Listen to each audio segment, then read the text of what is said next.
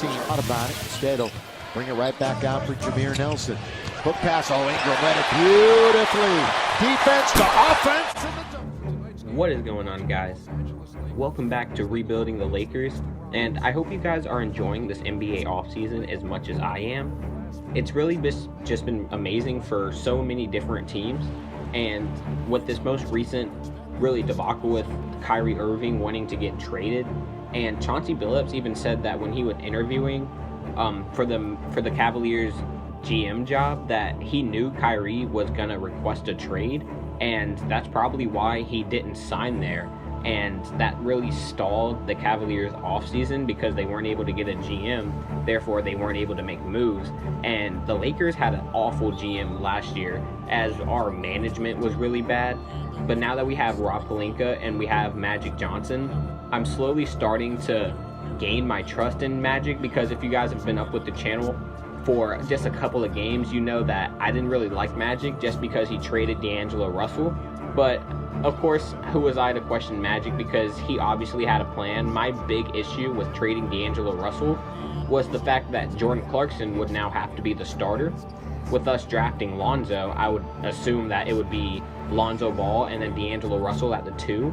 But playing, now that I'm, at least 40, this is game, I'd say like 38 in this Houston game right here, but at this point, I'm over 42 games into the season, 41 games in, so we're over halfway, and I can definitely tell that Lonzo and D'Angelo sharing the backcourt is definitely a problem, because when I play with them in the backcourt together, and at this point, I start them separately now. If I start Lonzo, I bring D'Angelo off the bench, and if I start D'Angelo, I bring Lonzo off the bench, and they both get a ton of minutes. They'll both reach at least 25 to 30 minutes each, so they'll both get plenty of PT. It's not like one's the definite starter. It's be ready to play. Like come game time, show up. And as you see, Lonzo Ball knocks down that 3 right there. JC with the hammer. We're still down 9 points, but the problem with playing Lonzo and D'Angelo is that they both play totally different games, where you know that Lonzo is more like Magic Johnson, where he wants to pass the ball around and get people good looks, but D'Angelo is more of a Kyrie Irving, where he wants to get his own shot. You see Lonzo with the assist to D'Angelo makes them call timeout there. But if Lonzo isn't going to be able to operate his style of offense with D'Angelo posting up and running isolations, so that's why I try to play them separately. But it would have to be D'Angelo who would have to change his game to fit Lonzo's. It can't be Lonzo that fits D'Angelo's. So depending on how our season goes will depend on if I want to pick up Kentavious Caldwell-Pope and go ahead and get rid of D'Angelo, because in this franchise here, we traded for Brook Lopez, and of course we have him on the team and D'Angelo, but what we gave them was Ivica Zubac, and that was how, and of course Timofey Mozgov. But the only unfair thing that I guess I have on this roster is I have Kyle Kuzma, which of course we traded D'Angelo Russell for Kyle Kuzma in that Nets trade. You see D'Angelo Russell with the ISO here, and he's going to hold it and just get an ISO bucket on Harden here, because Harden got the layup on him. We're down 4 here. I'll let Russell get this bucket real fast. Screen from Kuzma. And D'Lo knocks down the 3. Harden is not going to knock down this full court shot, as it actually gets blocked by D'Angelo. We're only down 1 at halftime. And look how many blocks we have. D'Lo pushed it up to 7. And the key to our team is just not having a ton of turnovers. You see that pass, Grayson Allen wide open for 3. He's going to knock that down. That might be one player I'll have to adjust also, is Grayson Allen, as he actually decided to stay in college for his senior year. So Grayson Allen may not be on the team for that much longer, only because he decided to stay in. So I really hope you guys are excited to see some vintage D'Angelo Russell. Nick Young throws that down on the fast break, and we're up 3 points. But D'Angelo is just really going to go off in the 4th quarter. And I want to say that the reference that basketball never stops is really a true thing. because we're watching how as soon as the NBA ended, we hopped right into free agency. And then after that, we had Summer League and we have the Drew League right now. And we're just seeing Harden. And it's really interesting watching Harden as low-key Julius knocks down that three. Another buzzer beater we got in this game. And watching Harden in the Drew League against people who really can't compete against him, and then watching him against even a team like this, even though it's just 2K, just watching him against a real team when everyone can shoot, it definitely is different in the NBA, as you can obviously tell. And you saw D'Angelo knock down that three as that was the beginning of his warm-up. He got caught in that right corner, and he knocked down another three in Pat Beverly's face.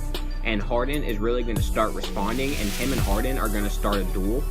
And I'll stop talking here so 2K can take over. Kyle Kuzma hits that fall away, and we're down 2 points.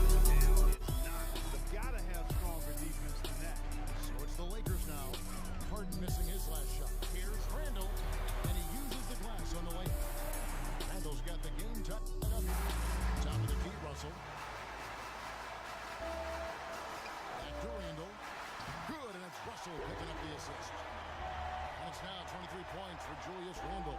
Doesn't have the great length, but Randle with the attitude to beat up guys on the inside. Here's Harden. The baseline jumper goes down. You can just see the passion and love with which he plays about the game. Now here's Ingram. Back to Russell. It's good. That's the shot of the game. Well, he was fearless enough to get it up and down, and it paid off for him. Russell against Harden. Nails it. And tie game. That is a huge basket right there. Man, they're getting Back to Rose.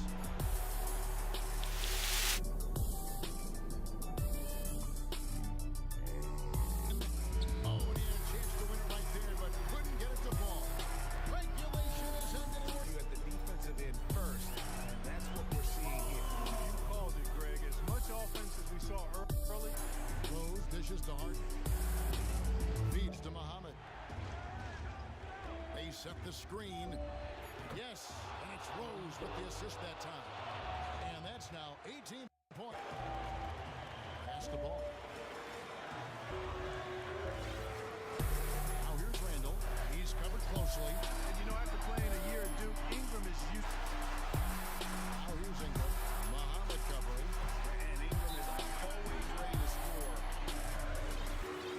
6 to shoot. Back to Russell. Pulls it from the elbow. Rebound by Rose. He feeds it to Harden. A three. Misses the three. So it's Los Angeles taking the W in a close one. They had to scrape and claw to push it to overtime, but they really came out in the extra period. What a ride. I mean, I thought it might end in regulation. Played a fourth quarter. Completely shut the door on any attempt by the other side to sneak this one out. And how'd you feel about his performance, Shaq?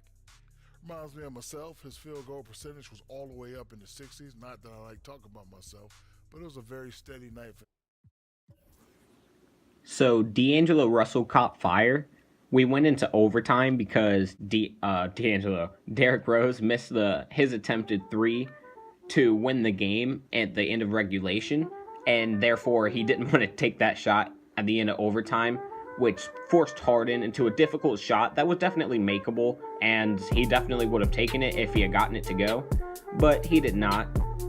Of course, when D'Angelo goes off, it means Lonzo probably won't play as well. He only had, 8, 4, and 4, which is not bad for a rookie who had a, quote, bad game. 8, 4, and 4 is definitely not bad. D'Angelo really did good in the fourth quarter. This was one of our few overtime games, and I do recommend that you check out D'Angelo Russell's game-winning three. Go ahead and like, subscribe, comment, and share. And as always, go Lakers.